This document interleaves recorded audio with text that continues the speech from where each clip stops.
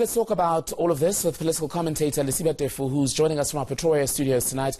Mr. Tefu, a very good evening to you. Thank you for your time. So, as things stand, the DA, the ANC and EFF are at this point putting their horses in the race to run the city of Johannesburg when that vote takes place on Thursday. Who is the best option for the people of the city?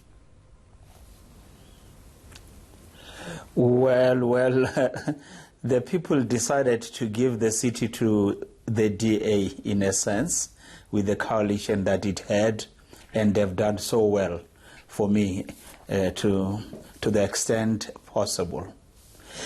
The challenge here for me is, if you were to remove the DA and, in quote, bring back the former leader of the province who had an opportunity to run that province, that municipality for about 10, 15 years, in comparative degrees, I'm sure people would argue the DA has done well, and under Mashaba, who got very little support from almost everybody who was in there. He performed perhaps even beyond himself.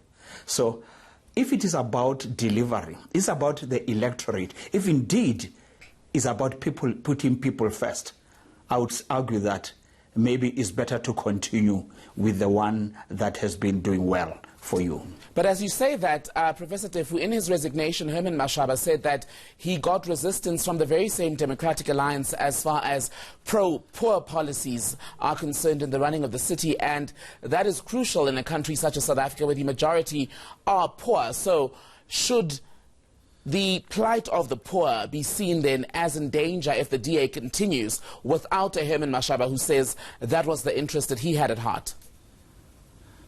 The challenges he faced notwithstanding, qualitatively speaking, he made a difference wearing the cap of the DA. Yes, there were challenges. Yes, there were differences. But it doesn't detract from the fact that under the DA, performance was comparatively better. And I think they have learned going forward. I think the DA would do better and take heed. And something that they should have heeded some time back when people say, take cognizance of the demographics of South Africa.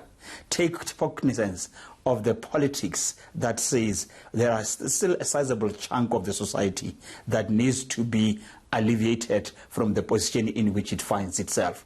But at the same time, there must come a time in South Africa when race is no longer a factor, when affirmative action is no longer a factor. There should come a time when people are judged on the content of their character rather than the color of their skins. But is that time now, otherwise, that race and affirmative action are still such a big part of how things play out both in governance and in other parts of South African life?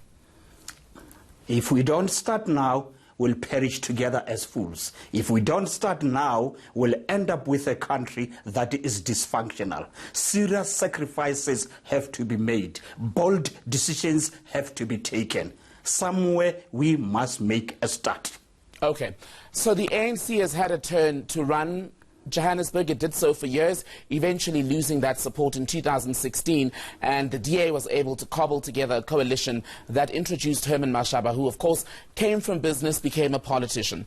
Now you've got the ally that Mashaba had in the EFF, because they were quite fond of him towards the end, who are also fielding a candidate for this job of mayor, but on a numbers level, the EFF would have to pull off a strategic coup of some sort to be able to claim the city, wouldn't they? Because they have less than 50 of the seats.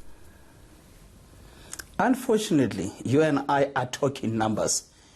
It has nothing to do with policy. It has nothing to do with the politics. And that's precisely the tragedy of Africa, not of South Africa. That it's about the self and not the other. But when we go out there, we purport to be standing in order to alleviate the plight of the wretched of the earth. Either way it goes, for me, is the one who can perform to the benefit of the wretched of the earth that I would give my vote. I'm listening to the EFF, and I'm saying, oh, yesterday you could not, because you stood by this principle. But out of political expediency, you are saying to me, I'm willing to surrender Nelson Mandela Metro, I'm willing to surrender Gauteng, I'm willing to surrender Tshwane, but I don't hear difference in relation to policy. I don't hear difference in relation to service delivery. In the main is what is in it for me. Trade-offs are about what I will benefit or our party will benefit and what the people or the electorate would benefit. Sad indeed. Let's speak for a moment then about the DA's recent history with the coalitions. We had Nelson Mandela Bay fall apart with Athol Trollip and the UDM coalition. We've got Johannesburg now hanging on by a thread because the EFF has said it will no longer vote with the DA in council. You've got Tshwane, which is also facing a motion of no confidence sponsored by the EFF because of the mayor gossiping and the alleged sex scandal caught on that recording that we heard over the weekend. Looking at how things have played out for the DA in these three metros, would you say that the party has failed at coalition government? No, it has not failed the coalition government. Coalition government are fairly new in South Africa. And coalition government, in and by themselves, need political maturity and political literacy. Not educational literacy, political literacy. And they become very easy when people understand that they are there to serve the people and not themselves. How many people know that in Britain, in Germany, there are coalitions? But because they function so well, we don't even know that even Angela Merkel, for about 4 months, he didn't have a government. He was still trying to cobble that. So yes, we are fairly new in this experiment, but let's not lose hope.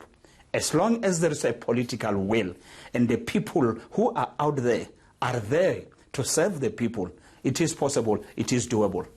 Professor Lesibo Tefo, thank you so much for your time speaking to us from our Pretoria studios.